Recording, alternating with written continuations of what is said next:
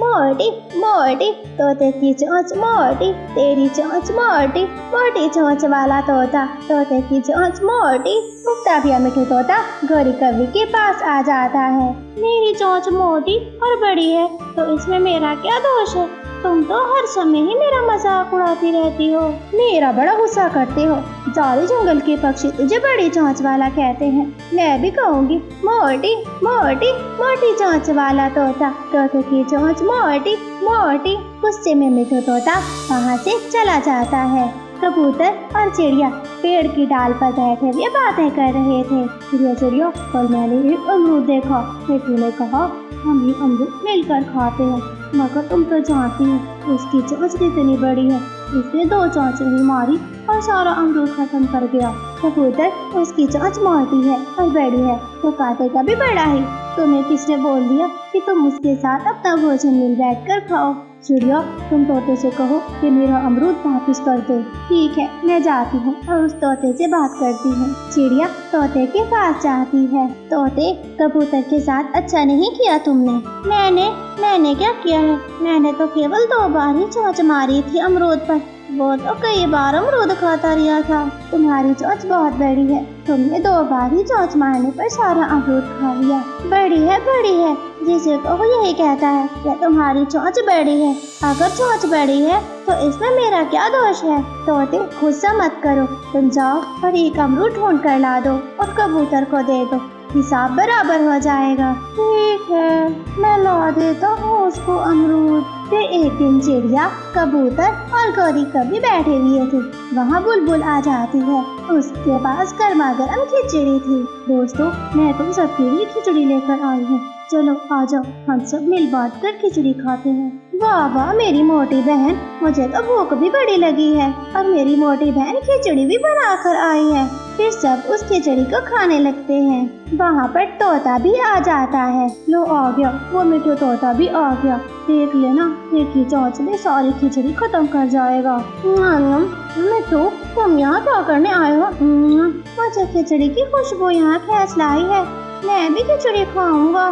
तोते, सारे पक्षी तुम्हारी इस मोटी चोंच से डरते हैं, कोई भी तुम्हें अपने साथ खाने नहीं देगा। आइडिया। चिड़िया, तुम इस मोटे और बड़ी चोंच वाले तोते को पत्ते पे रख के दे दो खिचड़ी, ये साथ ही बैठ के खाता रहेगा। हाँ, ये ठीक बोला, इस तोते को हम खिचड़ी पत्ते पे रख के दे देते हैं। फिर रानो चिड़िया ऐसा ही करती है, उस पत्ते पे खिचड़ी रखकर तोते को दे देती है। नहीं, मैंने ऐसी खिचड़ी नहीं खानी, अपनी खिचड़ी अपने पास रखो, मुझसे नहीं खाया जाता अलग बैठकर। फिर मिठू तोता वहाँ से भी गुस्से होकर चला जाता है। देखो देखो, मैं ना कहता था कि ये मेरे अमरूद की तरह ये खिचड़ी भी खाना चाहता है, अपनी मोटी चोंच से सारी खिचड़ी खाना चाहता है। फिर सारे पक्षी उस खिचड़ी को खाने लग जाते हैं। तोता बहुत उदास हो जाता है और वो एक पेड़ पे बैठकर रोने लग जाता है। सब मेरी बड़ी चोंच का मजाक उड़ाते हैं, मैं नहीं रखूंगा ऐसी मोटी चोंच। तोता उड़ता हुआ इंसानों की बस्ती की तरफ चला जाता है। तोता किसान के पास जाता है। किसान, मैं अपनी आधी चोंच कटवाना चाहता हूँ, क्या आप मुझे बता सकते हैं कि लोहार कहाँ पे रहता है? तोते, तुम ऐसा कभी मत करना, तुम्हारी ये चोंच मोटी और बड़ी इसलिए है कि तुम चीजों को काट सको, जैसे लकड़ी को और फिर शिकारी के जाल को और फिर घास के तिनकों को।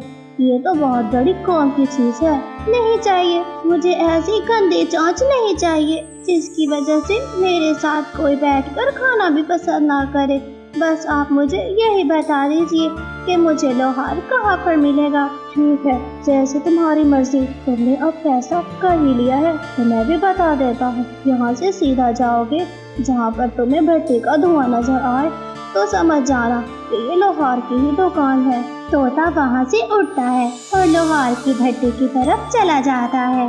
कबूतर और गौरी कवि दोनों दाने की तलाश में जा रहे थे। दोनों उड़ते उड़ते थक जाते हैं। कबूतर, वो देखो, सामने बहुत सारा दाना पड़ा है। ये तो बहुत ज्यादा दाना है, मैंने जिंदगी में पहली बार इतना ज्यादा दाना देखा है। इतना दाना, और वो भी पेड़ के नीचे। चलो गौरी, हम पेट भर के दाना खाते हैं और बाकी जो बचेगा वो घर लेकर चले जाएंगे। फिर कबूतर और गोरी कभी उड़ते हैं और उस पेड़ के नीचे दाना खाने के लिए बैठ जाते हैं। वो जैसे ही अपने पैर जमीन पे रखते हैं वो तो जाल में फंस जाते हैं। कबूतर कबूतर, ये क्या हुआ? हम तो जाल में फंस गए हैं, हमें तो कोई निकालने वाला भी नहीं है। गोरी, ये दाने तो शिकारी ने डाले हुए थे, अब वो हमें ले जाएगा पकड़कर और हमें काट कर खा जाएगा। अब तो हम जिंदा नहीं बच सकते। नहीं, मैं मरना नहीं चाहती, मुझे बचाओ बचाओ, कोई तो मुझे इस जाल से निकालो, मुझे नहीं मरना। फिर कोई कवि की जोर जोर से चिल्लाने की आवाज को रानो चिड़िया दूर से सुन लेती। चिड़िया वहाँ आती है। कबूतर और गोरी कवि को जाल में फंसा हुआ देखकर डर जाती है। चिड़िया, कृपया करके मुझे इस जाल से बाहर निकालो, मैं मरना नहीं चाहती। शिकारी के आने से पहले पहले मुझे यहाँ से निकालो, वरना वो भूखा शिकारी हमें खा जाएगा और मैं मर जाऊंगी। ये जाल तो बहुत मजबूत है, मुझसे नहीं काटा जाएगा। मेरी तो कुछ समझ में नहीं आ रहा कि इस जाल को कैसे काटा जाए। चिड़िया, मुझे अब याद आ रहा है, उस तोते की चोंच बहुत मोटी और तेज है, उससे मुझे एक बार पेट की खोपड़ी से बाहर निकाला था। तुम जाओ और उसे बुला कर लाओ, वो इस जाल को जरूर काट लेगा। फिर चिड़िया समय जाए किए बिना तोते के घर जाती है। चिड़िया तोते के दरवाजे पर दस्तक दे रही थी। तोते तोते जल्दी बाहर आओ, तोते जल्दी बाहर आओ। उसकी आवाज सुनकर तोते की पड़ोसन बुलबुल बाहर आ जाती है। चिड़िया, तोता तो इंसानों की बस्ती की तरफ गया हुआ है, वो तो कब से घर नहीं है, वो क्यों चला गया इंसानों की बस्ती में? तुम सब उसकी चोंच का मजाक उड़ाते थे, वो लोहार इंसान के पास अपनी आधी चोंच कटवाने गया है। बहुत बुरा किया, हमने तोते के साथ बहुत बुरा किया, हमें उसकी मजाक नहीं बनानी चाहिए थी। फिर चिड़िया वहाँ से उड़ती है। लोहार लोहार, मेरी आधी चोंच काट दो, मैं अपनी इस मोटी चोंच से बहुत तंग हूँ।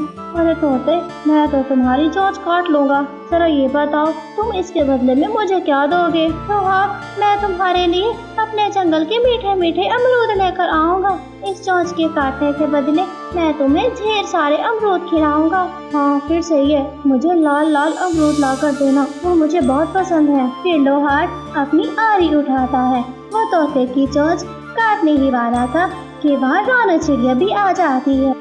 लोहार लोहार रुको। लोहार रुक जाता है। तोते तोते भैया, हमें माफ कर दो और अपनी चोंच ना कटवाओ, हमें तुम्हारी चोंच की बहुत जरूरत है। मेरे साथ चलो और अपने साथी पक्षियों की जान बचाओ। सब मेरी चोंच का मजाक उड़ाते हैं, मैं आज अपनी चोंच कटवा कर ही जाऊंगा, मुझे अब ये चोंच नहीं चाहिए। तोते मेरी बात तो सुनो, कबूतर और गोरी कभी चाल में फंस गए हैं और अगर शिकारी आ गया तो वो उन्हें पकड़कर खा जाएगा। तुम्हें मेरे साथ जल्दी चलना होगा, उन्हें उस शिकार से बचाना होगा, उन्हें वहाँ से निकालना होगा। तोते मेरी बात तो सुनो, उधर गोरी कभी और कबूतर जाल में फंस गए हैं, तुम्हें जल्दी जाना होगा, उस जाल को काटकर उन्हें बाहर निकालना होगा। अगर शिकारी आ गया तो वो उन्हें खा जाएगा, हमें समय जाए किए बिना उनके पास चलना चाहिए। फिर तोता जल्दी से चिड़िया के साथ उड़ने लगता है। मेरे लाल अमरूद ना भूल कर जाना, मुझे जरूर लाल अमरूद दे के जाना। जरूर लोहार, मैं जरूर वापस आऊँगा। तोता जाल के पास पहुँचकर जाल को काटने ही लगता है। थोड़ी देर में वो सारा जाल काटकर दोनों को बाहर निकाल देता है। वो देखो की कदर करनी चाहिए, वरना जब रिश्ते खो जाते हैं तो फिर पछतावा ही रह जाता